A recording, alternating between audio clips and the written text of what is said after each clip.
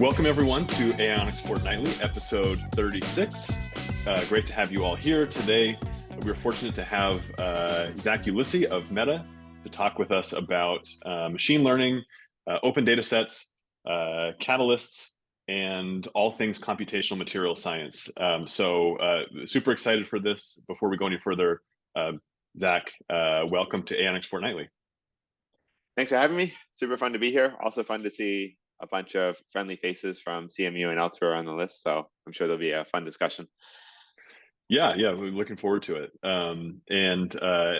There's so much of your work that I think really resonates, at least with us at Aionics, and I'm sure with many of our guests as well, who are thinking about how do we scale material science in this era of scaling compute, right? And a few weeks ago, we had Dosh Chubuk from Google who talked about it sort of from the Google perspective, and we're really excited to hear now from the Meta perspective.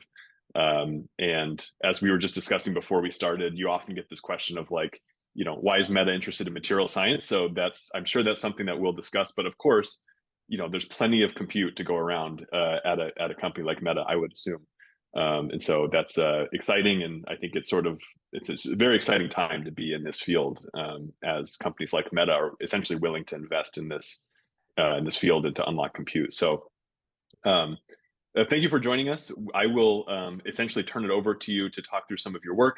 I do want to introduce you or formally kind of provide your bio here before I hand it off to you.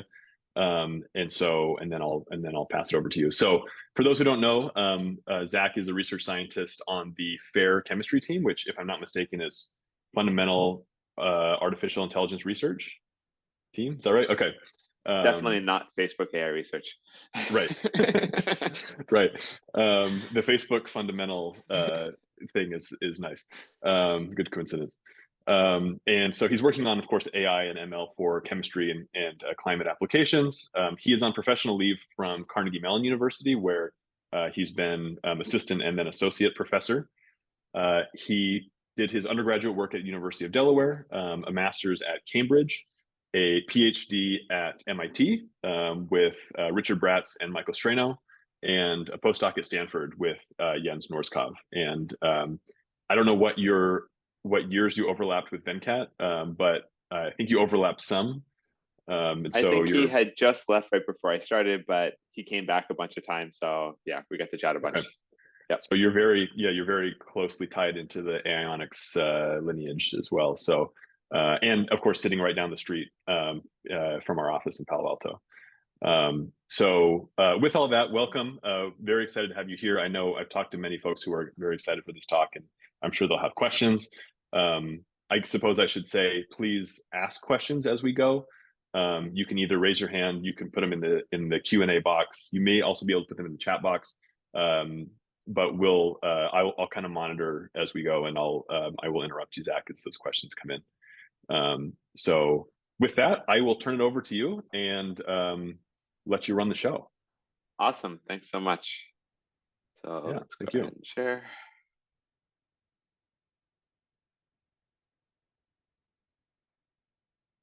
Okay, so as Austin mentioned, I think one of the really fun questions to start with is what is FAIR and why does FAIR care about chemistry? So let's jump right in.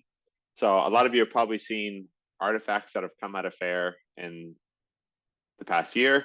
So a lot of the work that you see is things like large language models, Llama, Llama 2. Those have been super high profile releases that a lot of other companies and academic groups have leveraged. There have been some really cool vision models like segment anything, make a scene, make a video. Embodied AI is another hot topic right now. How can we basically put agents inside of robots and ask them to do fun things? And then there's also been a lot of work on speech. So I don't know if you all have seen, but there have been projects like Seamless or No Language Left Behind. These are basically language-to-language translation systems or language systems that work for all of the languages in the world, not just the largest ones that would end up in the over-dominating the training data sets. And something like Seamless M4T, this was actually highlighted as one of the, I think, top 200 inventions by Time this past year. So these are all super high profile, very public releases. FAIR, as Austin said, is fundamental AI research. One of the really fun things about being a fair is that there's this culture of open and reproducible research. So it means that the default operating mode on most things we do is to try and be as open as possible with the data sets and models. Not everything is 100% open all the time. There's also varying amounts of openness in terms of commercial, non-commercial. Some of those things depend. Obviously, you also have to be very careful if you use any data that is related to personal information and things like that. We have to be super careful about what we're doing. One of the big benefits of being at a place like FAIR or any of the other industrial labs, especially coming from an academic background, is there's really an unbelievable amount of compute. And that goes for both the model development. Obviously, these really large models need a bunch of GPUs to train, but the same thing can be said for compute to develop the data sets that we want, and especially in computational chemistry and materials. Often we are compute limited, and having access to these compute resources allow us to build really cool data sets. And the FAIR chemistry team works in a couple of areas. So most of the most public work has been in Catalysis, like the Open Catalyst project. We also have some work in direct air capture, Open DAC. I'll talk a little bit about that at the very end. And more recently, there's also some internal interest in using the same ideas and methods for display materials for AR/VR applications. So an obvious question is, why does Meta care about chemistry, right? When you think of Meta, it's not like the first thing that comes to mind. So probably the most important is that, like all of the industrial AI labs, we're interested in developing models that have real world impact and can actually be useful in the day-to-day. And I think everyone here already knows how important chemistry and catalysis are for these, for renewable energy applications and battery and energy storage. And so these are really important things that we need to get right. The second is that I'm reasonably convinced that we're at an inflection point of AI for chemistry. So the past decade has been building up and showing these methods are really useful in sort of niche applications. But all of a sudden, they're really getting to the point where they're just so much faster out of the box than other things that we would have done by hand that we should just think about it as a tool in our toolbox for everything we do. And also these things are starting to generalize, and I'll talk more about that today. The third is whenever you try to bring areas together, so in this case, AI and chemistry, it's really important that research problems be interesting from both sides. So a few years ago, when the data sets in chemistry were relatively small, they weren't necessarily interesting ML problems. We just so happened to be at a place in time when the best models for really large data sets in chemistry are graph neural networks and transformers and other things like that. And those also happen to be really interesting research problems in the ML community. So you can publish in ML conferences and chemistry journals, and everyone can find cool things to work on. And the final is, I think FAIR is fairly uniquely positioned to help, going back to that idea of openness, being able to build these really big data sets and scale these models and do so in a really open way is a really cool opportunity. And I think it's something that a lot of the academic community and others can benefit from. So most of the things that we're working on in the renewable energy space, as I mentioned, are things like direct air capture and CO2 electrolysis, turning CO2 into valuable hydrocarbons and other things like that. We also do some work on water electrolysis and fuel cells. I'm happy to go into details afterwards. These are all obvious applications of surface chemistry and computational chemistry and materials. There's tons of interesting problems that you could pick off in this loop. To sort of set the stage for most of the things I'll talk about today, most of the work we focused on has been being able to predict computational descriptors of catalytic performance. And by that, I mean intermediate binding energies that are correlated with real world catalyst activity and selectivity. So just taking one example that I showed from the previous slide, CO2 electrolysis, a really, really hand wavy way of understanding this chemistry is you want to take CO2 and you want to hydrogenate it until you get CO, and then you want to keep on reducing it until you get something interesting like ethylene. And so a reasonable descriptor to choose at the halfway point is something like CO.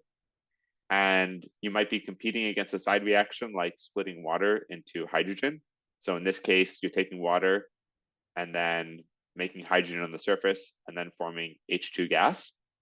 And so two reasonable descriptors for how a catalyst might perform this reaction versus this one is the CO versus the hydrogen binding energy. And so on the left, we have the CO adsorption energy on the y-axis, the hydrogen adsorption energy on the x-axis. You can basically look at this plot. It's a heat map basically saying these are higher activity catalysts. Basically what's going on here is we want the CO adsorption energy to be in the sweet spot, not too strong, not too weak. That's where you get this horizontal line from. And you also don't want to shut down and just have hydrogen on the surface. So you want the hydrogen energy to be relatively positive. So that's why there's this sort of band here. And then if you look, things like copper and copper alloys are all in this region. So that's related to our understanding of why copper is so good for this reaction. On the right is a selectivity map of the same two descriptors. Similar ideas hold. Basically, if you don't want to make hydrogen gas, you don't want hydrogen on the surface. So you want this to be as positive as possible. And all of this red area are areas where you'll be making a lot of CO2 reduction products versus just splitting water into hydrogen gas. So this is a really oversimplified view, but it helps motivate why being able to calculate descriptors like this would be really helpful for something like catalyst discovery. Now, anyone who's done this for real world reaction networks knows that the real situation is extremely complex.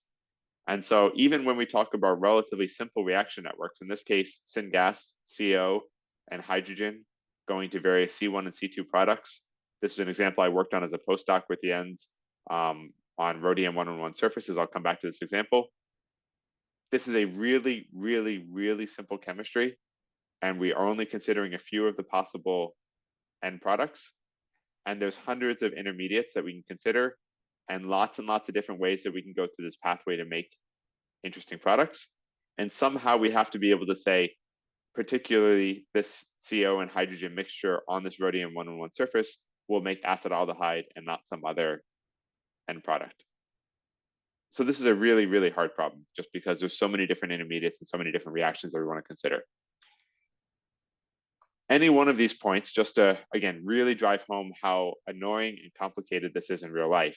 Every single one of these points is a graduate level researcher going through and trying to figure out what is the best configuration of an intermediate on a surface. So this is actually the same data set as from the previous slide. Reference 5 is basically the same data set I used when I was a postdoc.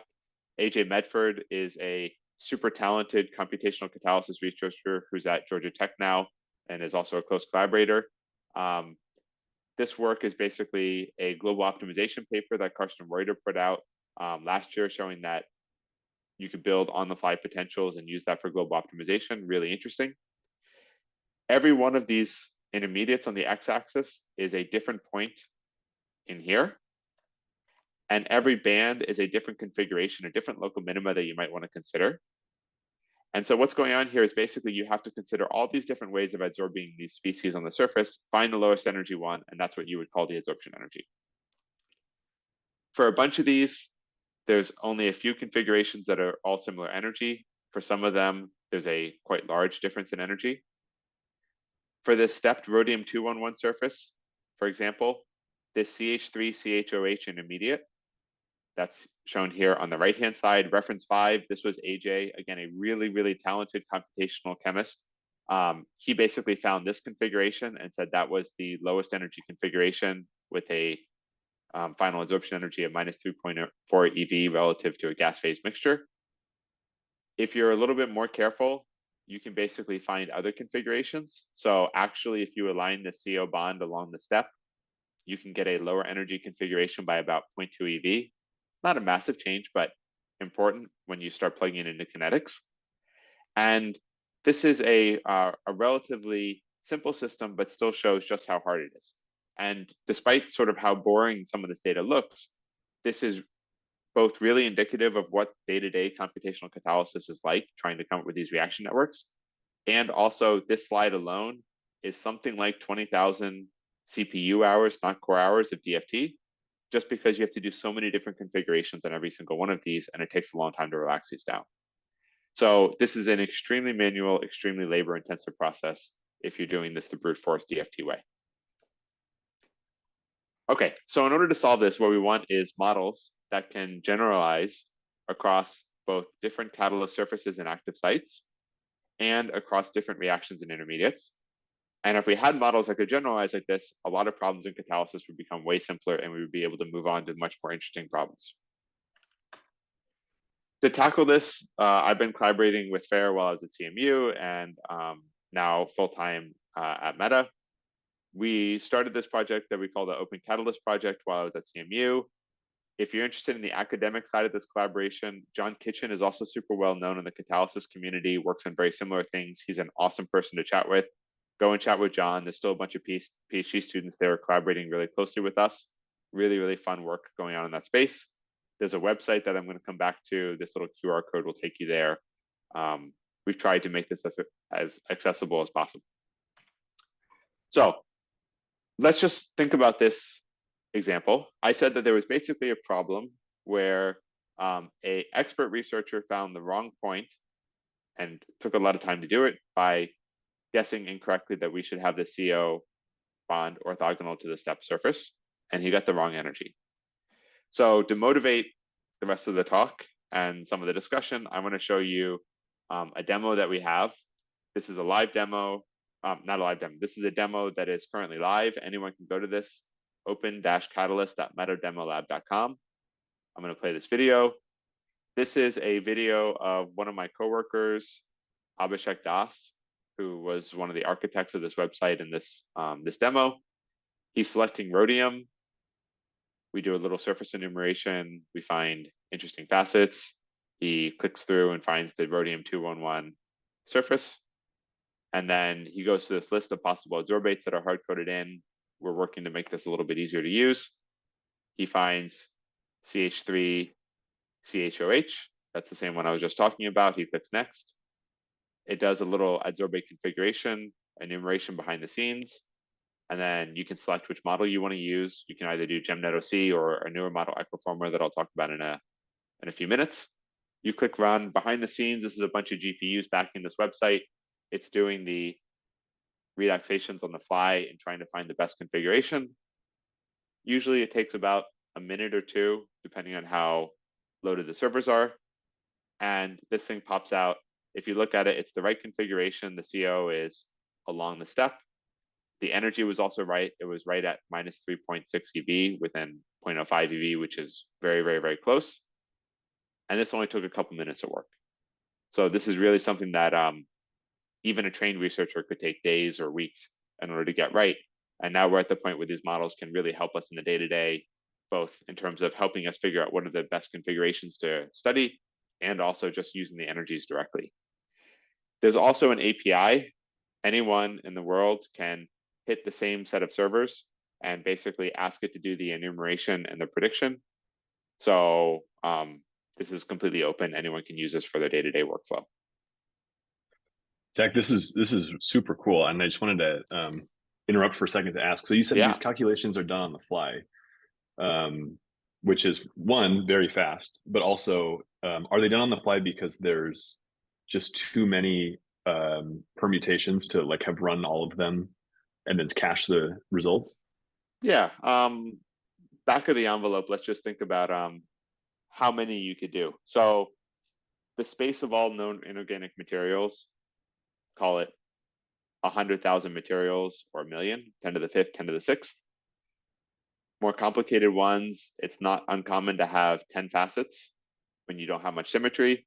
That's not even including other things like defects or other things to make the problem even harder. So 10 to the 6th, 10 to the 7th. I showed you a list of intermediates that was something like 100 long, 10 to the 9th, 10 to the 10th, right? And then every one of those, you have to do something like 10 to 100 different adsorbate configurations in order to find the global minimum, especially on one of these really interesting, patchy binary or ternary surfaces. So you're talking a serious number of calculations if you wanted to brute force the whole problem. You can do a lot now. I don't think we're ever going to get at the point where we can just do 100%. And this is also throwing out degrees of complexity like co-adsorption, right? And as soon as you start putting multiple adsorbates on the surface, then it really blows up. Right. Right. Cool. Yeah, that's humbling. Yeah. Yeah, thanks. And it is also nice just to know that it's running behind the scenes, just to give people a sense of how long will it take. If there is a GPU, if you don't have a GPU, it'll take longer. But these are not like hours. It's not all pre-cached. You can actually do this on the fly, and it's not like there's a billion GPUs backing this thing either. It's a very modest number doing this. Yeah. Cool. Thanks. Yeah, of course. Okay, so there's an API. Anyone can use it. If you have any trouble, let us know. We also put up a couple of case studies just to help motivate how you could use these models. So on the left, John chose a random paper from ACS Catalysis that came out last year that a PhD student had spent a lot of time doing a bunch of manual calculations to try and figure out why certain catalysts would be interesting for nitrogen reduction. John was working with one of the students, Brooke, was basically able to reproduce this with pure ML. On the right is literature, basically a reproduction of one of the figures from the paper. On the left is what you would have gotten if you had done it with the demo. Qualitatively the same thing, very exciting. On the right is one that I did just with a classic example of OH binding energies for oxygen reduction in fuel cells. Anyone who's done computational catalysis is familiar with this example. If you go through this thing, by the end of the tutorial or by the end of the case study, you can reproduce a Plotly figure that shows why platinum cobalt is an interesting choice for OR.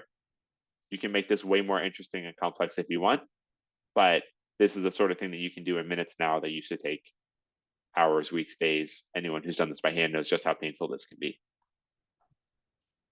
Okay. And actually, Yeah. we have a question that just came in, Yeah, of which I course. wanted to interrupt you because it's related to the demo. So this is from Shangju at Michigan, who he says, "I'm wondering how generalizable the predictive model is. Are the inferences similar to the configurations in training, and or have you done a benchmark study on that?"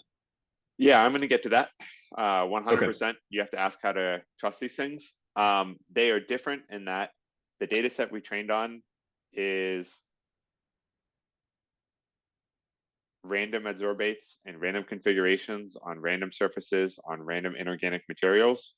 In the data set, at most, usually there's like one configuration of a particular adsorbate on a surface.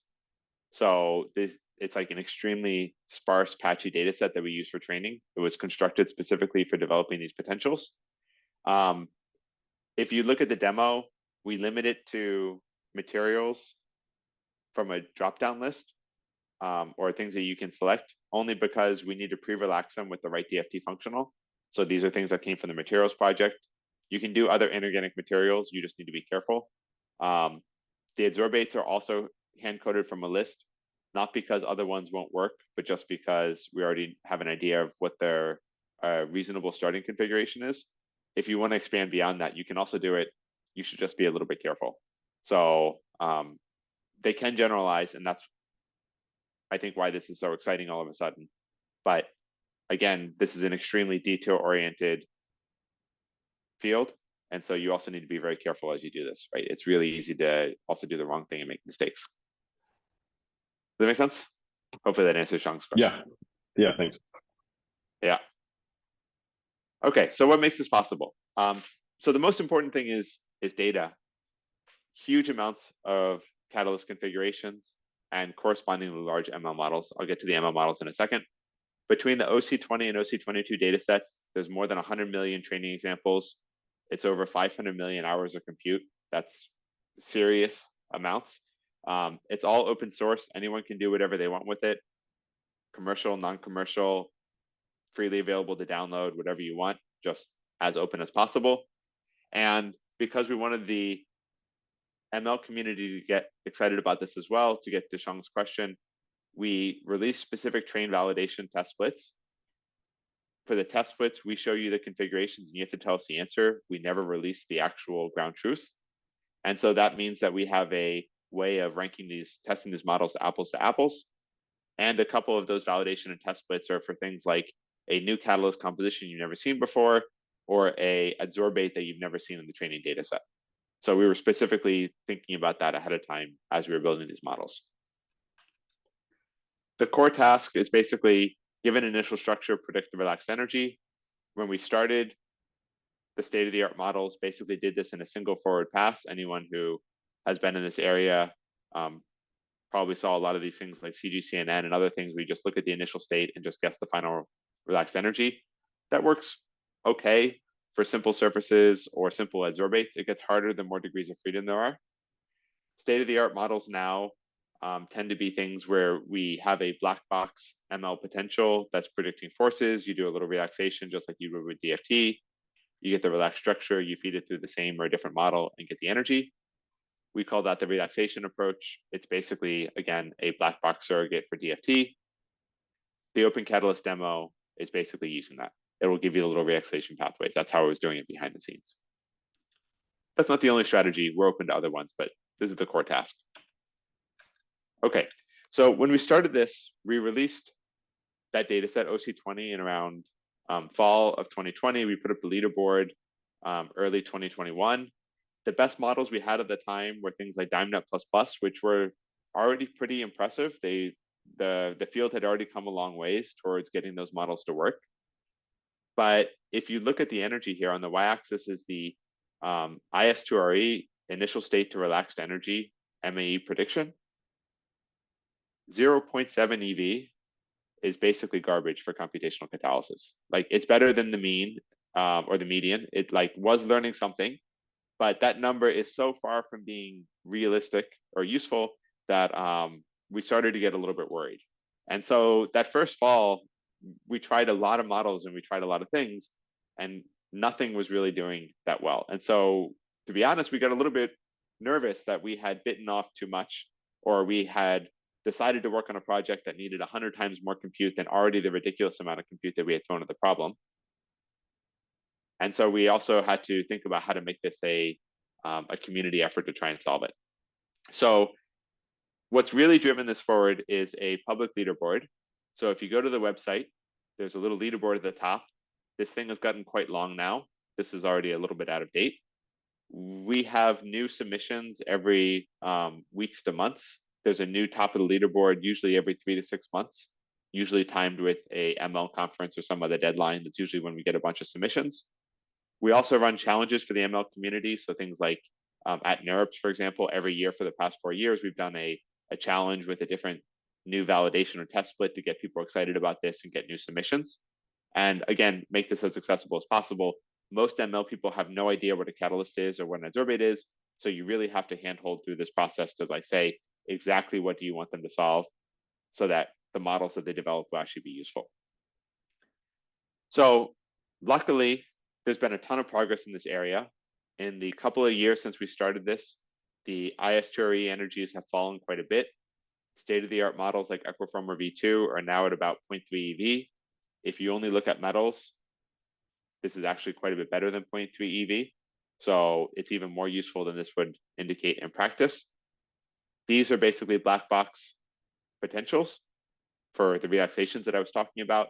We're still seeing a steady decreasing trend there as well. Also very exciting. Some of the things that have been driving this are more expressive architectures. So things like GemNet. These were cool because they added dihedrals to the representation from just angular information. We've also seen a lot of work on coming up with other ways of passing messages. So things like SCN, Spherical Channel Network from our group, was basically another way of taking computer vision ideas and bringing it to the ML GNN community, and then trying to make this as efficient as possible.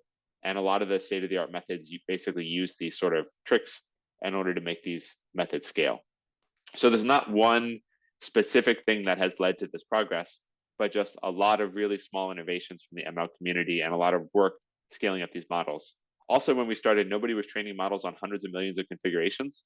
So even that is like a new thing for the GNN community. So just to give you an idea, one of the state-of-the-art models for catalysis right now, Equiformer V2, this was basically the Equiformer model that Tess Schmidt at MIT developed. We then collaborated with her to basically scale it up and get it trained on the Catalyst data set, and then implement some other tricks like the ESCN convolutions in order to make it more computationally scalable. I don't expect you to get anything out of this besides the models have gotten really complex and there's a ton of things that you can play around with here. It's not like there is one simple trick that you do. It is a fun research problem and it really brings all the communities together. So This has made it a little bit harder for people with just a chemistry background to jump in and make quick progress, but it's also what makes this field so exciting right now because all these areas are coming together. I'm happy to go into more details on the models if anyone has other questions. Just qualitatively to look at how far we've come. So 4 random calculations from the OC20 data set on the left-hand side, little molecules settling down on the surface, all look very reasonable. On the right, our progression of models starting from Schnepp when we started. This was a model that was released in 2017 that we trained in 2020. It does okay, but it's reconstructing the surface and it's not quite getting the right configuration. The new models like ESEN are qualitatively, to my eye, basically the same. It doesn't always work this well. You can find examples where things blow up. You can also find examples where the DFT blows up as well. But qualitatively, we have come a very, very long ways since the models that we had at the very beginning of this project. Okay, so how useful are these in practice? Obviously, I'm convinced that they're quite useful. Otherwise, we wouldn't have put up that demo and tried to get other people to use them in the day-to-day. What led us to be confident in the models, and this is also getting to Shang's question of how do we trust these things? Before we put up the demo, we really wanted to make sure that there was a validation that we were going to get the right answer. And so we started with a reasonable workflow to determine one of these absorption energies. You place it a whole bunch of ways. You do relaxations. You filter for anything that desorbed or dissociated or reconstructed the surface or whatever, and that's how you get your absorption energy. Very reasonable. There's a couple of different strategies you can use, some heuristic things like CatKit or some random placement strategies. Random for a corrugated surface is actually quite a good strategy if you're just trying to choose things to relax to get local minima. It sounds really simple, but it's actually a pretty good starting point in practice. And in order to validate, we've constructed another data set that's also online, OC20 dense. That's 1,000 pairs of a catalyst surface and a adsorbate that we brute forced, did a ton of relaxations, tried to find the global minimum as much as we could. And then we used that as a baseline for, should we trust these models in practice? Should you, how close is the number that comes out of the OCP demo going to be? So if you just use an ML potential right now, again, starting with the models a long time ago, if you use one of them, you would have gotten like a 1% success rate. Again, basically unusable. The best models right now are above 50%. So again, qualitatively, we've just come a long ways. The models are much, much better than they were a few years ago. If you're willing to do a DFT single point on the relaxed structure, the best models, if you do it on the top 5 structures, you get to about 90% success rate. So basically what that's saying is with 5 DFT single points on the 5 best structures that come out of this pipeline, 90% of the time, the energy will be within about 0.05 EV of the answer if you had brute forced it with DFT and done a ton of different configurations by hand. So this validation set was what allowed us to put up that demo because we really wanted to know, could we trust the numbers? I see a couple of questions. Yeah, let's take a quick pause. And actually, I wanted to ask you something before I go into the of course. The audience questions. So, are these models accessible to users? I mean, obviously, the data is accessible to train models, but if I want to use someone else's model, what's the procedure for that? Yeah, if you go to the GitHub repo, right at the front, there's a link to a page that has all the checkpoints. All of the models that I've shown here are 100% open source, MIT licensed, do what you want with them. The repo is also quite cool, not just for having the best ones, but because we've done this over time, there's, I think, 10 or 15 different models collected there and different implementations, which has been quite fun. Awesome. The checkpoints themselves are also 100% open. You can download them, do whatever you want. They work just like a black box potential. They have an ASC calculator interface, all the things that you would expect. Of course, use at your own risk, right? These are hard calculations that are very detail oriented and it's easy to make mistakes. But short answer is it's 100% open. Awesome. I think it's very cool. It's very commendable to that Meta's committing to make this all open source. Yeah, it's been super fun. Yeah, it's really cool. I know there's side conversation happening within Aionics about exciting things we can do here. So one of the questions that we have from the audience is this anonymous question, but the question is, one of the challenges with the descriptor approach is that it assumes the catalyst site is fixed. So how do you introduce dynamicism and the fact that the catalyst restructures and changes? Yeah, that's a great question.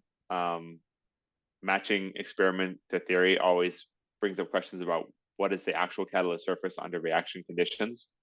So one way that you can do it is you can try and enumerate out what are the other possible surfaces that might form under reaction conditions. So if you have water around, maybe you'll form an OH overlayer or a hydrogen overlayer or something, and that's something that you could then put into your surface and then ask what is the absorption energy with a reasonable configuration.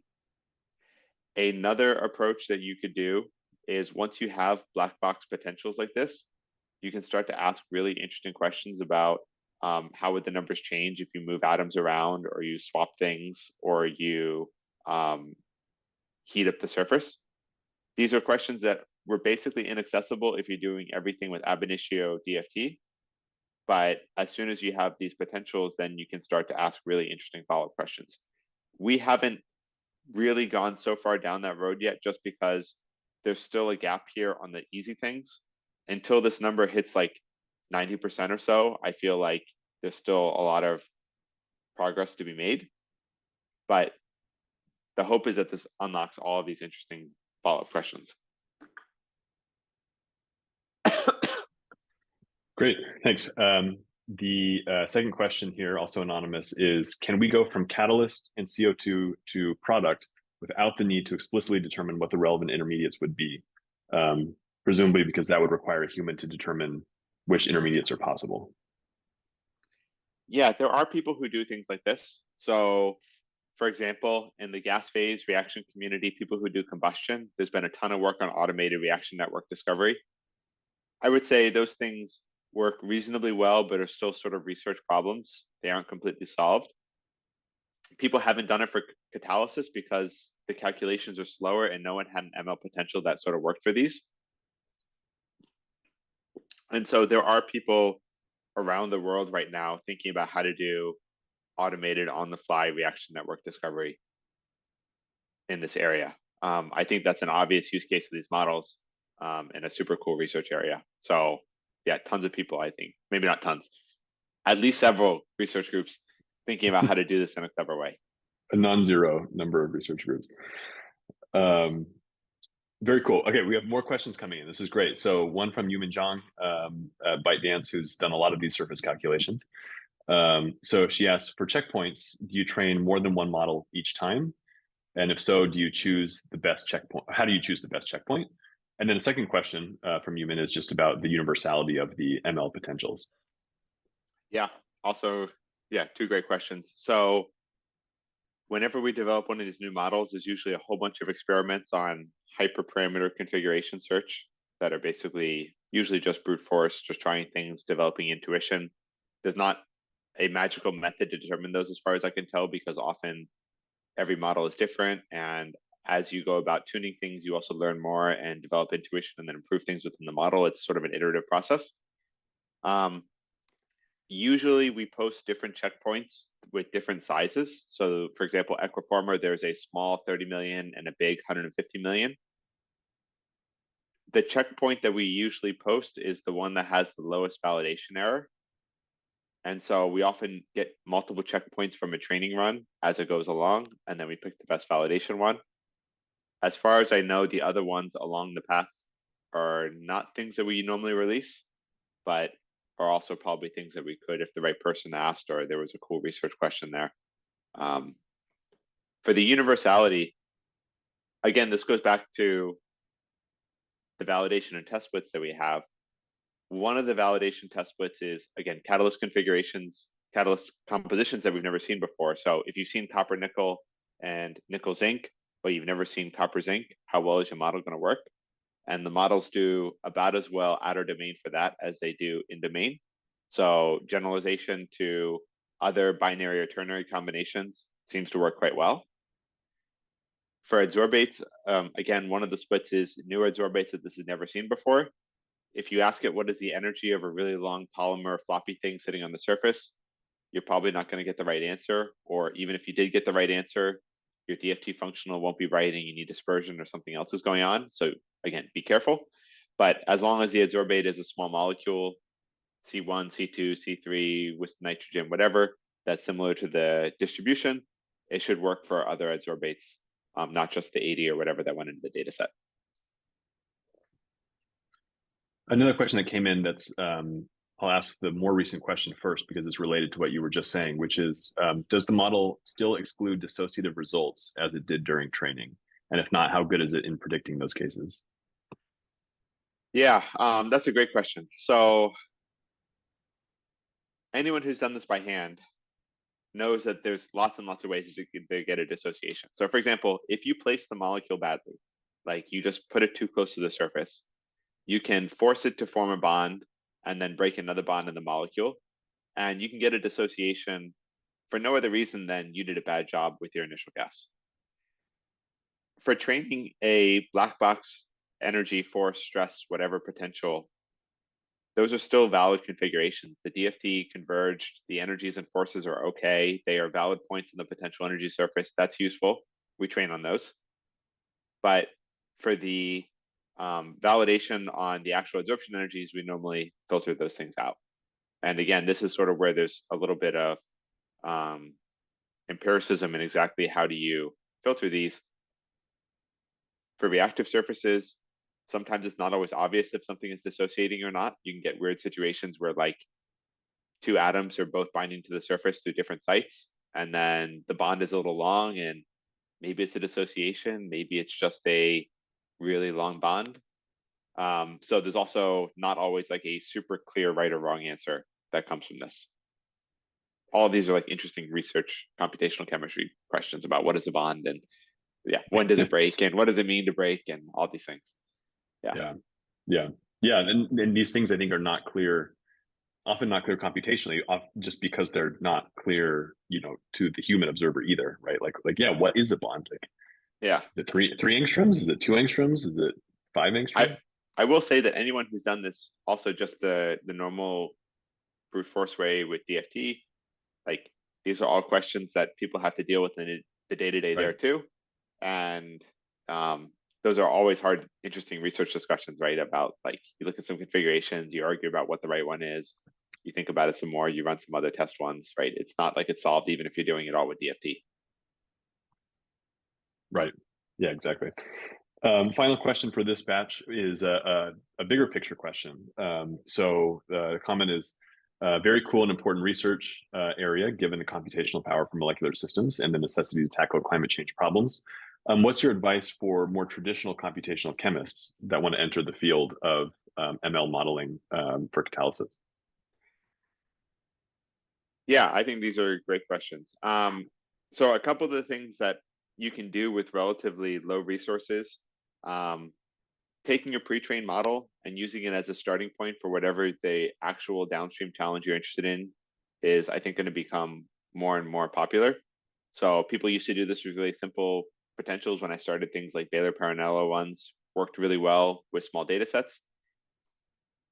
My impression is that if you take one of our potentials as a starting point and then train with your fancy catalyst surface or whatever, usually it works better in that fine-tuning process than if you started from scratch.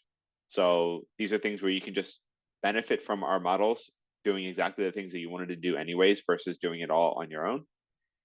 It's also really interesting to think about how to add more configurations, build new data sets, think about things that these models are missing. So we don't have things like charge and spin in these models. Maybe the models are already picking it up implicitly. Maybe there are things that you could add on. Exactly how you add that or how you include electrostatics. These are all things that someone with a really good chemistry or physics background could do well. The proof is in the pudding though. So the goal is eventually at the end of the day to get better results than if you didn't have those things. But I think there's a lot of room for improvement in the model architecture too. Great. Okay, we have another question. Yeah. This is great. From Sean again. So the question is two questions actually. Number one is why is the success rate of MLSP higher than ML relaxation?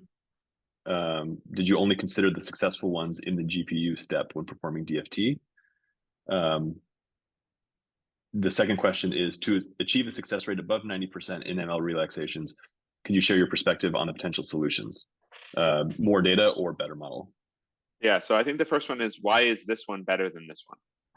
And the result is basically just these models are really, really good at getting a relaxed configuration that is pretty close to what DFT would have done, but it's a little bit hard to get the energy exactly right.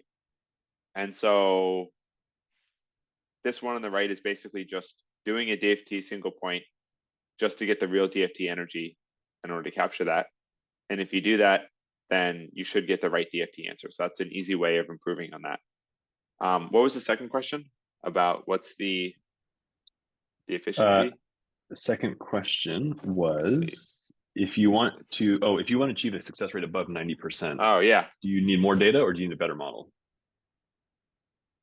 either, both, Or something else? Yeah, right. Or both? I don't think there's anything magical about SCN. If you look at the paper, I think we have ESCN results in there. I think I just forgot to update this slide. The paper might also have Equiformer results, or the results might also be in the Equiformer paper.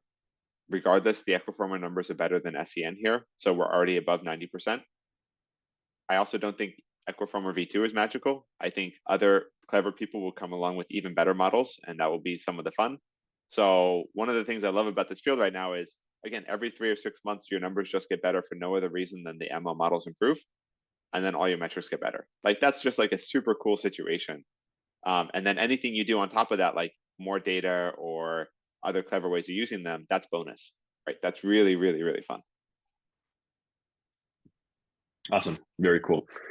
Okay. Oh my gosh, we have another question. It's just Just thanks. thanks. Okay, it's thanks from Chung. Okay. Okay, I'm gonna skip this one. Is a very engaged audience, which is awesome. We somehow are already at 10 till. So yeah, back to you. However you want to use the final 10 minutes. Yeah, okay, I'll skip some of this. This is basically just saying it works and it's 1,000 times faster. Trust us. So what are some of the other things that we can do beyond this? So one area that we expanded into last year is direct air capture. In some ways different in that the materials are really interesting, complicated, porous materials, things like metal organic frameworks. In some ways very similar. Absorption of CO2 and water inside of a MOF doesn't look that wildly different than absorption of a small molecule on a catalyst surface. So this was work that we did with David Scholl and AJ Medford at Georgia Tech and the team there. This open DAC data set is online now. You can also go and download it in the same way. All the data and models are open. Anyone can use them for whatever they want. The goal is to basically do similar things of try and find MOFs that are really good for CO2 separations or CO2 separations in different humidity environments, all things that are really hard to do with the current potentials that people are using for screening in this space. So this open DAC data set, ODAC 23, it's MOFs coming from core MOF, 2 adsorbates and co-adsorption, same or very similar tasks, predict the energy and force, or the adsorption energy, or do a geometry optimization. I should remove that. This is already public. You can go and download this. Anyone can use it for whatever they want. Another area, obviously, is this is all computationally, but the real world is not computational, so we need to combine with experiments. So we've been doing a lot of work with various experimental collaborators to try and develop cool data sets and high throughput techniques, just like a lot of other people around the world are doing right now. So in particular, the University of Toronto, Ted Sargent, who's now at Northwestern, and others, we've been trying to connect as much as what we've done computationally with experiments as possible. We don't have anything public to share on that yet, besides everyone who's done this knows it's hard, but we're really excited about trying to release similar data sets in that space, and hopefully there'll be a similar community engagement piece. Finally, this was just the highest level thing, the most public of what we've done, the ones that are easiest to engage with because of the live demo, but the group is large and we've done a lot of really fun things that I don't have time to talk about, but just to highlight a couple in case you want to follow up offline later. We've been fine-tuning llama models for generative modeling and inorganic crystal generation. We had a paper up last fall that was basically the first stab at pre-training these potentials with multitask and trying to leverage different outputs at the same time. So I think this is going to be a really interesting area in the future.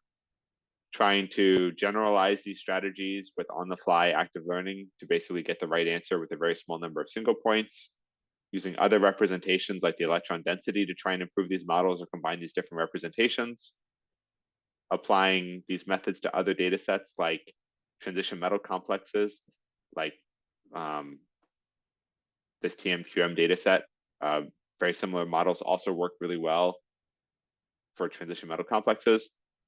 Also, very surprisingly in this paper, Catalyst models that were pre-trained in OC20 work better on transition metal complexes than from scratch. It's like another very interesting data point that the checkpoints that we have online are just a really, really good starting point for lots and lots of data sets in the future. And like I mentioned, if you're interested in the demo, but you actually want to use it and you don't want to click through 100 times, there is an API in Python that anyone can hit. It can help with adsorbate placement. You can also do things like custom adsorbates and surfaces, although that's not highlighted right on the top page. If you try this or you have any questions, feel free to reach out. Let me know. We're happy to help. So I think there's still time for other questions. This is a big team effort. So at FAIR, there's a ton of people working on this, software engineering, machine learning, people with domain experience. It's been super fun.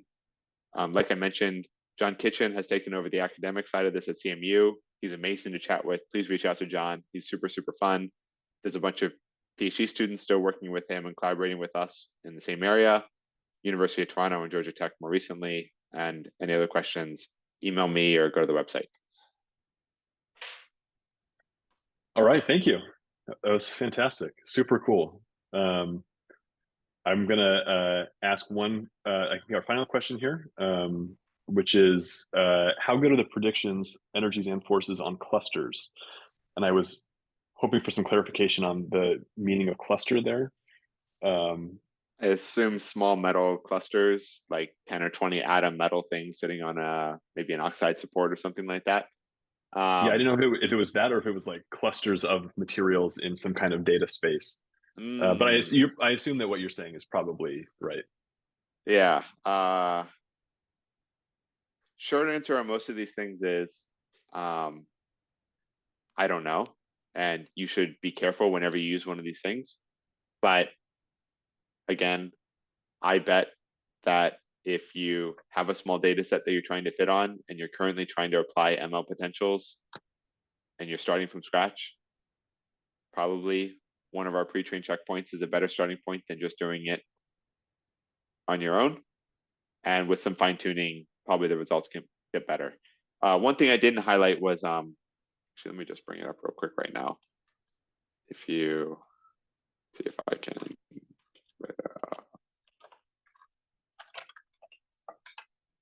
If you go to the Open Catalyst tutorial website on GitHub, this is a website that John Kitchen put together for a tutorial at ACS last summer. It goes through how to use one of these to calculate an adsorption energy and how to use the models to enumerate adsorption configurations and then get the right answers like you would with the demo. And then finally, how to fine tune one of these models with your own data set. So this was an example that John did where there was some oxide system where it didn't work so well out of the box. And so then he built a little data set and then fine tuned the model and then it solved all the problems and then he was able to use it. I mentioned this because I think these are really common questions to ask. And if you're interested in using these models for something that's not super close to what I was talking about, this is a really good starting point. So hopefully that also helps with some of these downstream tasks. Yep. Awesome. Okay, Venkat, I will give you the final word. Final thoughts. Zach, great to see you. Amazing talk. I was just wondering, we've been now trying to see if structure is a bug or a feature. And by that, I mean that, do we really need the structure? Or can I just go from and I think you've been thinking about this also, right? Can we just go from a text representation of absorb it on surface to the answer, right? To the relaxed energy. And is this initial structure sort of distracting us to the final answer? Because in that sense, what you could do is leverage other things that for which you have lots of data for, right? For and maybe you can do some other sort of clever things. So I'm just curious, where do you think this is going to go? Is there a universe where if you had a billion cases, right, will the text-based representation win? Yeah, these are interesting questions. So in the catalysis space, Amir Barati Farmani at CMU and MECI had a paper at Catberta where basically they tried to do that on OC20 datasets. The results were, I would say, maybe similar to where we were 5 years ago. Things like DimeNet++, 0.6, 0.7 EV was sort of the number that I remember from that paper, but you should read the paper to see. So my impression is they are not currently competitive with the ML potentials. That's not to say they won't be with enough data or with a better text representation. I'm sort of agnostic to the precise approach. If you have a clever way of doing it and your results are better, I'm happy to realign and switch and try something else new. I think that's one of the cool things about this community is that there's so much bandwidth to try different things that competition is what leads to the results getting better. It's not just one group or one approach. I will say though that even if you could solve the problem of given a text representation, predict the absorption energy, a lot of the questions that we had even during this talk were about how would you use this for something more interesting, like dynamic restructuring of a catalyst or other obvious questions. What about solvent effects or high coverage or reactions or barriers or things like that? And those are all things that ML potentials are really well placed to solve. And if we have ways, like if we have a potential that works, then we could ask really interesting follow-up questions. It's a little bit less clear to me how you would build a text thing for every one of those. Again, not to say it's not possible, just there's a lot of really interesting follow-up questions if you have a universal replacement for DFT for exactly the same reason that DFT has been so successful in the community. There's so many cool things you can do with it in different properties. There's a lot of value in replacing it, even if there's other competing approaches. Yeah, very cool. Yeah, will be interesting to see. I think I had the same perspective at least a couple years ago, but I'm starting to turn around in terms of the value of text representation, and we'll see. I think TBD whether it succeeds or fails. If you have a cool method, we're also happy to put it on the leaderboard or find new ways of coming up with metrics. We're open to other things.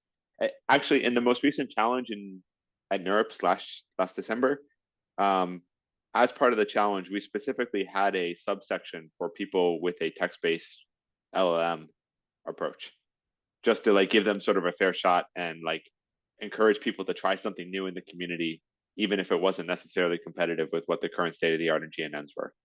So it would be interesting if you could, it would be interesting if you could.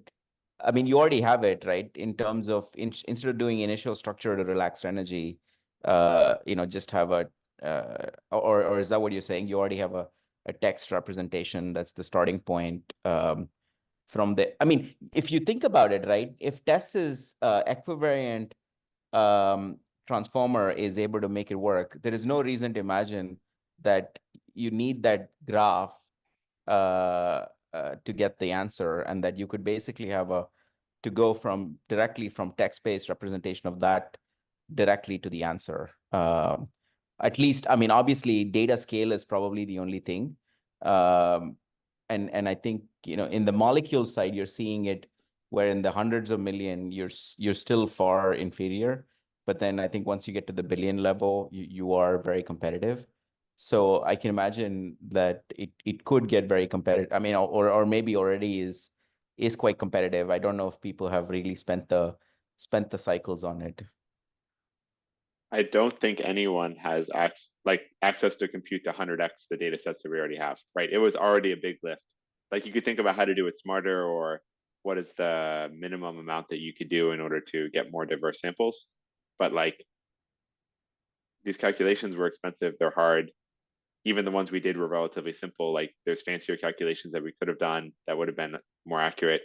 Like I don't see a clear path to, but I get what you're saying. To clarify, I don't mean you need to generate more. I mean, your data set is essentially the fine-tuning step, right? Because the thing that is missing, which of course the molecule guys, and I think slowly the inorganic material folks are able to leverage, right? Is you can do pre-training with some representation, and I think Catalysis lacks that universal representation, right? There is no universal text representation of Catalysis. I mean, there's you can say platinum 1-on-1 plus this molecule. I agree. Yeah. But I think that's a great open question in terms of if there was, then you could imagine sort of pre-training at a billion scale and then fine-tuning on your amazing, I mean, your 100 million, 140 million calculations is a huge data set for fine-tuning.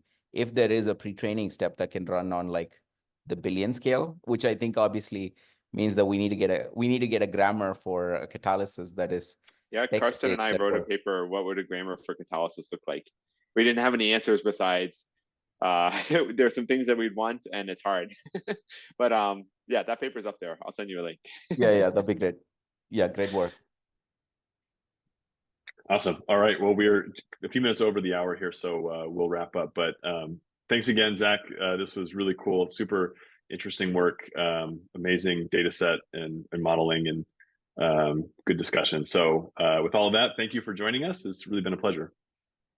Thanks, everyone. Take care. Take care. See you next time.